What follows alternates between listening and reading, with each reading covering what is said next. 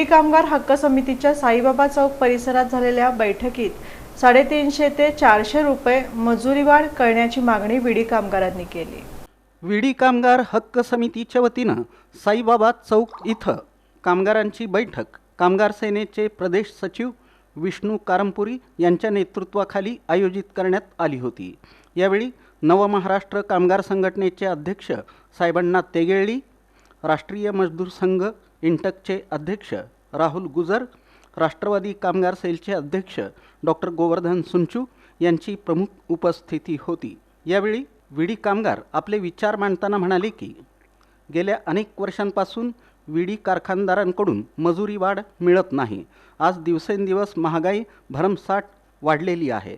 त्या मानानं विडी कामगारांना मजुरी मात्र अत्यंत कमी प्रमाणात देऊन विडी कामगारांवर अन्याय केला जात आहे।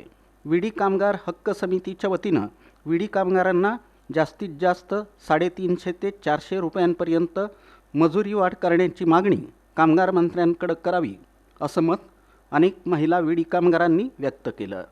यावेळी डॉक्टर गोवर्धन सुंचू, विष्णू कारंपुरी, साहेबांना तेगेळी, राहुल गुजर यांनी आपलं मनोगत व्यक्त केलं।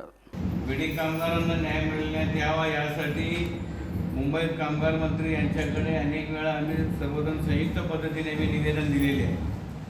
त्यामध्ये 350 ते 400 रुपये आपल्याला मजुरी मिळवून द्यायचं आहे। कामगारांचं म्हणणं काय आहे, आम्ही प्रत्येक कामगारांचा विचारपूस करीत आहोत की कामगारांना काय गरज आहे। आता महागाई तर वाढत चाललेली आहे।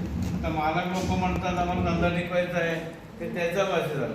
मग आपलं काय करायचं, आता तुमचं इच्छा काय आहे की किती मजुरी पाहिजे आपल्याला?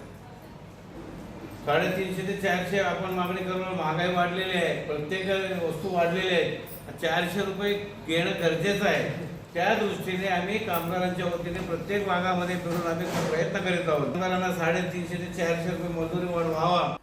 बैठक यशस्वी करण्यासाठी अंबिका गादास, शारदा गुंडेटी, विष्णू गुंडेटी, सतीश दासरी, बालाजी बुधारम, सोमनाथ कनकी, हरी धोत्रीकर आदींनी परिश्रम घेतले।